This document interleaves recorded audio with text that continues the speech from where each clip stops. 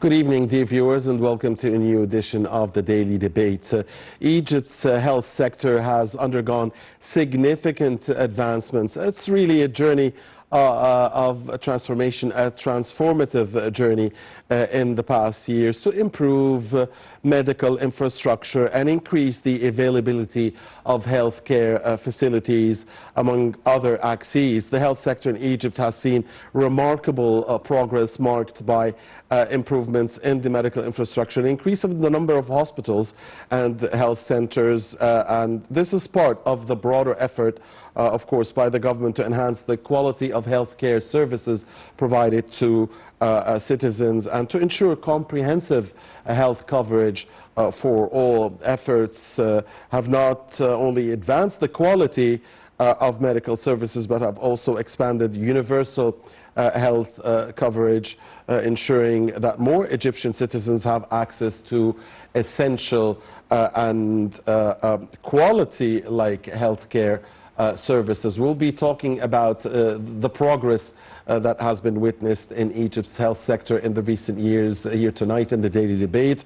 And we have the privilege to have with us here in the studio Dr. Abdel Hady, Dr. Abdel Hady, the former Dean of the Faculty of Medicine at Al-Mansoura University. He's also the president of a private university here in Egypt. A very good evening to you, Dr. Abdel Hady, and thank you for coming here to Nile TV. Thank you for having me. Thank you. Allow us, Dr. Abdel Hady, please, and allow us, dear viewers, to first watch a report on our main topic for tonight and then come back and start our discussion. Please stay with us. Pleasure. Yeah. The government has prioritized the construction and renovation of hospitals and health centers across the country, ensuring that both urban and rural areas benefit from enhanced medical services. This strategic focus has led to a substantial increase in the number of health institutions, thereby improving access to medical care for millions of Egyptians. One of the most notable initiatives is the National Project for the Development of Egyptian Rural Villages, which aims to modernize healthcare facilities in rural regions. This project includes the construction of new hospitals, the renovation of existing ones, and the establishment of specialized health centers. As a result, rural communities now have better access to quality healthcare services. Additionally, the introduction of advanced medical technologies and equipment has significantly improved the quality of medical services provided. Hospitals are now equipped with modern, up-to-date diagnostic and treatment tools, enabling healthcare professionals to offer more accurate diagnosis and effective treatments. This technological upgrade is complemented by extensive training programs for medical staff, ensuring that they are proficient in the latest medical practices and technologies. The expansion of universal health coverage has been another cornerstone of Egypt's healthcare reform. The Universal Health Insurance Law, enacted in 2018, aims to provide comprehensive health coverage for citizens by 2032. The gradual rollout of this program has already started in several governorates, providing millions of Egyptians with access to essential health services. This initiative not only improves health outcomes, but also reduces the financial burden on families, making healthcare more affordable and accessible as well. Overall, the concerted efforts to enhance the medical infrastructure, increase the number of healthcare facilities, and expand universal health coverage have significantly improved the quality of medical services in Egypt. These developments have raised the standard of healthcare provided to citizens, contributing to better health outcomes and a higher quality of life.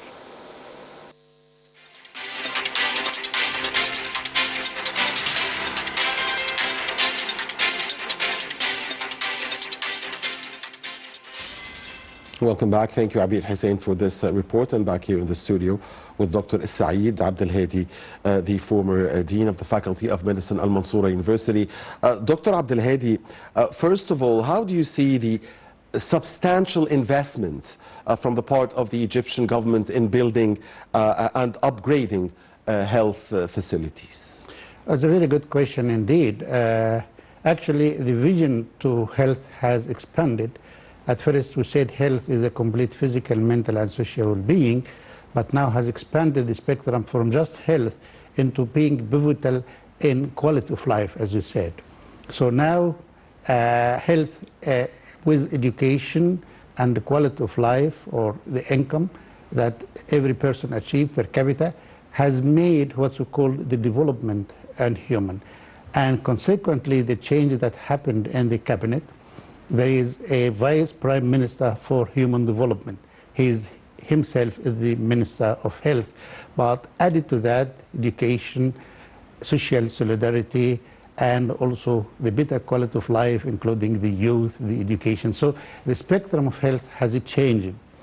The concept itself. The concept itself, and Egypt has followed the concept. So the choice of the minister was very, very well done, because it fits into the broad spectrum of health. That's the human capital or human development, rather than a health. Even health itself has expanded to different initiatives. So investing in health is evidenced by many indices, as we used to say. Taking into the financial aid, this year is a 25% increase on the expenditure on health. It has increased from nearly 400 million to nearly 500 million, so exactly 25%. And also education has increased from around 600 million to 850, so it's around 45%. So both are going hand in hand, health and education, and this consequently reflects on the quality of life. So back to your question, the government is investing in the human capital, is investing in health, because health is a drive for, you won't be a successful career person, you won't be a productive without good health. So this is the vision for health that is placed in its position as a drive for better quality of life for the whole community. Right, so it's not just the health facilities or the health services, but you're telling us that also there is investment in the doctors themselves, the physicians, the nurses, the cadre. Yeah, that's coming to the health component. So at the end of the day, if a person is ill, he's going to hospital. So we need the hospitals, our health care facilities. There should be physicians working there, so there will be physicians and healthcare team, including the nurses and the administrators. Physicians and hospitals need equipment, so you will need health equipment, diagnostic tools, and drugs, and all these facilities. There should be a governance of all these institutions, so we have now an institution or authority for financing, what's called the health insurance, another facility for providing health care, it's called the health care providing, and a third one for the quality. They are different, separate. And above this all, there is fund coming either from the government or from the people themselves. So there is the private sector and the public sector. So the whole organization forms the health. Right. Yeah. And I guess under the same umbrella would come the pharmaceutical industry. So Definitely. What can you tell us about efforts in developing that industry, which has good hands in Africa, for instance, and other parts of the world? Very good. Indeed, there has been significant improvement and innovations in this field in Egypt. We had the drug authority, Egyptian drug authority, which governs that one, but also have a medicinal village, our whole city built for this purpose. The productivity of medications or medicines in Egypt has increased by 85%. We now export for nearly 85 countries. Although nowadays there is shortage of some medication, but I am pretty sure that is a very short period that will improve, because we don't we are short only of the dollar, the fund that the companies are pressing to increase the price of the drug, but the pharmaceutical companies within Egypt, either the national one or the international one, are quite equipped with all the facilities to manufacture nearly 95% of medication needs for the Egyptian population. Right. Dr. Abdel Hady, before we proceed further, earlier today the Prime Minister was conducting a tour in the new Al Alamein city, and he declared the launch of the 100-day health initiative. Yeah, true. Tell us about that initiative. That's a continuation of the 100 million health. That was a very successful initiative. It was called the Presidential Initiative. That's renounced now all over the world as one of the most successful public health policies in the world. It has eliminated or nearly to eliminate virus C altogether, in addition to non-communicable diseases like diabetes and hypertension and this kind. So there are continuations based on that 100 million. It's called 100-day health. It is exactly a continuation of that initiative, because every now and then you will need to recap or to revisit what you have done. So to avoid new coming of diseases and to build on what you sustain or call sustainability, you will have to repeat that initiative every now and then. That's a very good initiative. Indeed, and we all know, of course, how Egypt succeeded in eradicating virus C. And before that, these efforts in the past few years, Egypt, was really suffering from that virus. It was a stigma. It's a great success story. Yeah, that's a story to tell. That was praised by the WHO. Absolutely, yeah. There is a certificate coming from the director of the WHO to the Egyptian government, and that's in the public health is now a story to tell. What's called is published in the Lancet, published in the New England Journal of Medicine, that Egypt has made remarkable progress in a public health problem that's virus C. That's absolutely correct. Dr. Abdel Hady, speaking of the initiatives, could you tell us about more initiatives that have been successful in the previous period that aimed at, again, improving the health services provided to citizens across the country? And these the presidential initiatives were very successful, starting with 100 Health, but there's another very good initiative. I can feel it as a physician practicing and as a previous dean of medical school. The cutting short the waiting list. We have patients for operations, surgeries. Absolutely, for the very expensive operation of patients out of jobs for years, lying in beds because they need valve replacement in the heart or joint replacement or organ transplant. I can feel this. And the initiative was very successful in that domain. Till now, what's called the state-funded cost for major surgeries is still running in the Ministry of Health, and that adds a very valuable addition. But there has been very successful presidential initiatives for example, early detection of cancer. It's running. It expands for women's breast cancer and cervical cancer, for men the lung, the liver, and the prostate. That's another very successful initiative. Initiatives for children and neonates and the school nutrition and prevention of dwarfism and autism. So there have been very successful initiatives, but the two major ones from my point of view were the 100 million, because it includes virus C, diabetes, hypertension, and the cutting short the waiting list, and most recently the cancer prevention initiative. Right. Dr. Abdel Hady, how do you view the role of the public-private partnership in the health sector? Absolutely. That's another very important domain. You know, everywhere in the world there is a public-private partnership, and we should accept that one. Right. First of all, the government, any government in the world would not be able to finance the bill of health unless it allocates 25 to 30% of its income for health only, because every day the cost of medication and surgical intervention is getting up and up.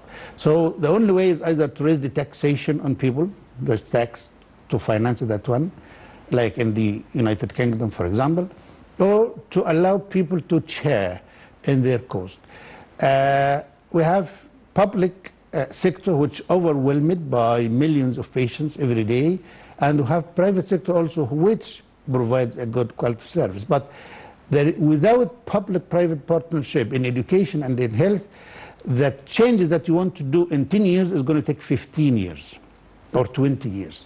So we need the public sector to chair the private sector. We need the private sector to come forward and prove that they are willing to work in the private sector for the benefit of the whole community. And I just would say there have been hospitals out of work from the era of Salam. Minister Salam was a very successful minister who built what's called compounds of health or integrated health facilities. Most of these were out of duty. Now we are in a trial to bring it back to life. Definitely the public sector, the private sector should come. Everywhere there should be partnership, there should be donations. Yeah, I used to practice in the UK, and I would say the donations for the health in the United Kingdom comes to 20 or over of the whole fund that's allocated. 20%. 20% or more for the whole fund. So people should be aware, and there should be propaganda or some form of mass media telling people that the initiative for health insurance is you pay a lot, a piece of money, or what's called pay a pence today to save pounds tomorrow, or pay pound today to save hundreds or thousands of pounds tomorrow. So that is the idea of the whole thing. But there should be collaboration between the public and the private sector. Yeah. I'm wondering because Dr. Abdel Hady, I understand that artificial intelligence has become an integral component of the health sector nowadays. I'm wondering, how are we doing here in Egypt when it comes to AI and the health sector? Yeah, that would need another episode, but to cut short, Dr. Ayman al-Baz, he's an Egyptian from Mansoura, is working in Louisville in the United States. He's leading the world in the field of artificial intelligence and its application in medicine. Just to let you know, Kentucky. Kentucky, yes. Just to let you know, now we can identify diseases 2 years before it happened. 2 years? Yeah, using artificial intelligence. Because there is subtle or very minimal changes that occur in the configuration of the cell, just on the cell level or the very primitive unit in the body. And this, if left untreated for many years, it is coming as a cancer, for example, So in bladder cancer, in cervical cancer, for women, in breast cancer. When we used mammogram, just the mammogram, it used to identify things a year or more. Now, by artificial intelligence, we can 2 years or 3 years for lung cancer, for prostate cancer, for bone cancer, and the most difficult cancer, like the bone sarcoma, or ewing sarcoma, that was impossible to diagnose. Now, by artificial intelligence, we can identify the subtle things. So, in addition to the health informatics, in addition to the intelligent nodes, we have a lot of new era or a U-turn in the health service based on artificial intelligence. That's coming, All right. Dr. Abdel Hady, dear viewers, allow us to watch another report and come back and continue our discussion here. And this report is about specifically the great success story of eliminating hepatitis C by 2030. The hepatitis C elimination program has been completed, and the transitional phase reports on the program's impact and indicators until 2025 are being prepared according to the Ministry of Health. The Ministry of Health has announced the completion of the hepatitis C elimination program, marking a significant milestone in public health. The program, which aimed to eradicate the virus, has concluded its active phase. Currently, the Ministry is preparing transitional phase reports to access the program's impact and monitor key indicators through 2025.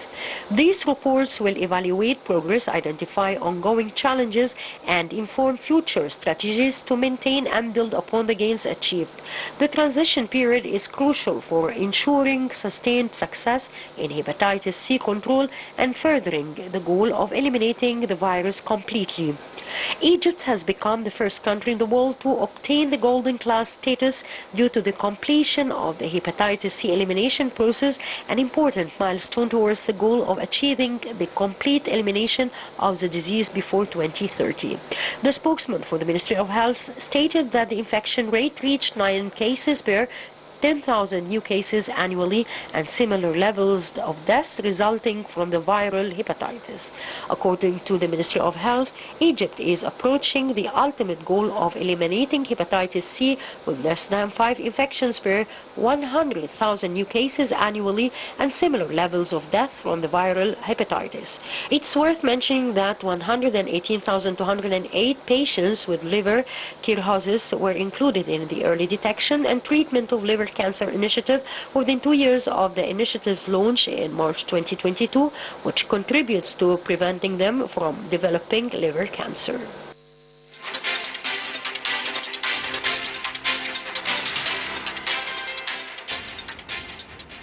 Welcome back, and thank you, Abi Hussein, for this report. I saw you nodding, Yeah, Dr. Abdel Hady, when you were watching the report closely. A great success story. Very great success.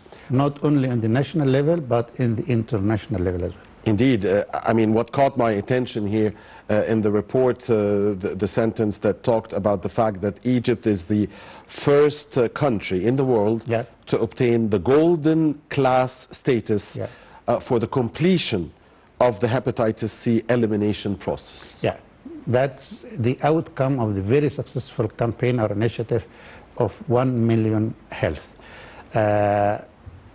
Indeed, it is a success story. You can read it everywhere in the most reputable journals that Egypt has made excellent progress in that field. And the story is called a story that you can tell. And the public health world has benefited from it. Now, what we are hearing here in the report is that we are moving towards 5 per 100,000. That is the best, or what's called country-free hepatitis C. If we can achieve that by 2025 or 2030, that would be great, you know. We were talking about 0% here. You will never get zero because the virus is still alive. But there is no zero. The numbers are excellent here. We were talking about. We are, we are among the top now. We have the gold mark that Egypt has made remarkable. We were 15 to 20% of the whole population. Right. Now we're speaking about 5 per 10,000. Per 100,000. The aim is 5 per 100,000. Yeah, right. The aim. The aim, right. is to go for. Zero means there is no disease. Exactly. Which is, not a single citizen. Not a single citizen, there has been cases where the disease is eradicated from the world, like smallpox, for example. That was a dreadful situation. Polio, although polio is eradicated, but some cases are coming back. But let's speak about 5 per 100,000. That is a very noble optimism compared to 5 to 10% of the population. Absolutely. That's a huge difference. And the consequences as well, because if you eliminate virus C, you will eliminate liver cirrhosis, you will eliminate liver cell failure, and liver transplants. It's all going in a series that end with liver failure. So elimination of the virus is a cornerstone in the prevention of liver disease. Dr. Abdel Hady, equitable distribution of healthcare services is a goal of the government. How do you describe the efforts in that regard? And I want to talk here about the presidential initiative Hayat Karima, or Decent Life, which had also very good hands in rural areas and in much of the poorest areas of Egypt. Absolutely. Geographically, the distribution of health facilities in Egypt is marvelous. You cannot find it in the world. But functionally or de facto, what is the service provided was nearly none. So the aim over the last decade or so was to get these functioning. They are there. From your village, from my village, there is a small clinic, primary health care facilities is there. But what is the service provided there? There was nearly nothing, you know. But to get a physician there, to get medicine there, to get equipment for prevention of disease, to equip these facilities with digitalization, so you can record people, you get health records, that is going to cost money. And Hayat Karima, as you said, or Decent Life initiative, is based for the rural Egypt. That represents 60% of whole Egypt. So that's another very noble initiative that will help the poor, the deprived, in very poor rural areas to come up and live a decent life based on good health and good quality of life. Right. What about specific initiatives that targeted women's health? I mean, I think there My are domain, many. yeah. Yeah, of course, it is your domain, Yeah. and I think there are many success stories in this area. Absolutely. There is in the gynae side, on women's side, and also in the obstetric side on deliveries and babies and all this kind of thing. On the gynae side, the most successful initiative is the cancer prevention in women. Egypt has a very high record of breast cancer, and we started. And the good thing is Mansoura, where I come from, came first in providing service for women for early diagnosis and management of. We have a very good cancer center, oncology center. So we just raise the hands of these good people. And now we added cervical cancer. Cervical cancer is a cancer mostly caused by the human papillomavirus.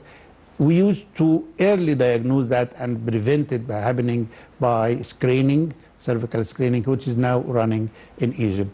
The gap between the two is huge because breast cancer, we speak about 10 to 15% of women will be affected through their life spectrum, but the cervical cancer in Egypt is much less. It's coming to less than 1 to 2%. So there is huge difference between the two, but the good thing is you could prevent cervical cancer altogether and you could reduce the incidence of breast cancer. And of course, women like men equal in the other initiatives for, as I said, hepatitis and nutrition and all this kind of thing. But in the obstetric side or in the delivery side, the safety of women has increased during delivery, and an indicator for that is the maternal mortality or the death of women during pregnancy and childbirth. That has come drastically down from over 100% 20 years back. Now we speak about 28 per 100,000 or 30 per 100,000. So we are approaching high income countries regarding that domain. So women are usually, we say in this era, they are getting very good initiatives both on the cancer prevention, the quality of life, and also on the maternal mortality front. Despite all of these successes, there are many challenges. Definitely. Many obstacles. Many things that I mean, experts and leading professionals like yourself want to see improve. What are the main challenges, obstacles, and what strategies do you need to see, to be satisfied, as a doctor, a physician? I'm now satisfied that now Egypt is just among the top in the world, and not just in the middle or in the upper middle. No, we want to be near the top. Or Excellent. I would say a challenge. Health is a challenge for all governments. In the United States, in England, in Germany, in France. So we are not only facing these challenges. The challenges are huge because the cost for providing health service has doubled or increased 4 or 5 folds over the recent years because there was no organ transplant, there was no joint replacement, there was no valve replacement, there was no catheters. And the cost of this is huge. We now can put for just stent and the coronaries for the heart, 4 or 5 stents, each one now coming to 50,000. So the cost, the bill is huge. So 50,000 Egyptian pounds, If the government has added 100 billion pounds this year, 2024, the budget, I would say if we carry on for that and adding extra 100 million pounds every year for 15 years. Billion, you mean? Billion, yes, billion. We were 400, we coming to 500 billion Egyptian pounds. We need to carry on doing that for the next 15 years in order to achieve that noble goal. In education, exactly the same, but the bill in education is heavier because it increases by 40 to 45%. And naturally, we are a youth population, and absolutely, and the birth rate is one of the highest in the world. That's true. So the challenges are huge, but you have challenges in building hospitals and healthcare facilities, and equipping these hospitals with the new technologies. So you need to put a CT or an MRI scan so we can diagnose disease. You would put labs in and all this infrastructure. You need to get physicians. and the physicians should be paid enough, should be trained enough, should be dealt with as noble persons living good life experience, and also the governance of this organization should be up and running, like the equality of service. So all this will cost money and will need effort and sustainable investment in the human capital. And that's, I think, the new initiative, that the minister becomes the vice prime minister for a consortium of ministries that can work together to achieve that noble goal. We are on the right path, but we need to work harder, and work harder for so many years to see a reflection in the new generations. And what about the Egyptian doctor or physician? I mean, it's being, for decades, we always say he or she is one of the best in the world. Yeah. Why is that? And do we still need more and more? Because we also have many who migrate. Absolutely. So my question is here, do we still need to see lots of high school students going to Faculty of Medicine in their university years, or do we need more in the nursing field? What is it that we need? And how can we benefit from those migrating super talented doctors and physicians? Great, yeah. I totally agree with what you said. Egyptian physicians are among the best in the world. I used to work in the United Kingdom, I visited States. The Egyptian doctor is one of the top there. He's very respectable, the community admire that, and they ask for Egyptian doctors. Regarding enrollment of physicians in Egypt, we are not short of enrollment. But this year, there is a plan to increase the number of enrolled from 15,000 to 25,000. But, the big but. So why? Why are we increasing the number if we're not short? Because we cannot retain them. Yeah, so the number of graduates is more than enough for the population. Good. No, but we cannot retain them because of so many things that we know. Every person of us knows that the doctors in Egypt need more for training, need more for income, need more for security. And may I add that we need... And this is why many of them choose to migrate. Now we are facing a situation where there is magnet outside. And they excel outside. I mean, they are excellent physicians. They are among the best to perform in the healthcare facilities. Because our training is good, our medical education is good. But to retain the physicians, we need to address the points that need rectification. You need another 100 billion again. So you need 200 billion per year, not just 100. Absolutely. Yeah. But that's a hot issue because now they are discussing the law in the parliament. We need that law to come to be in favor of the physicians. I used to work in the UK. They say, no, we have zero tolerance for verbal or physical abuse for the physicians. Now, still the physicians are attacked. That's not acceptable. A lot of things for the training program for the physicians. And the last thing you said, those who immigrated or moved away, they are eager to come back. Many of them, I work with many of them, and we can, I may revisit, I used to say that, Indian experience. Most of the Indian physicians, they immigrate outside.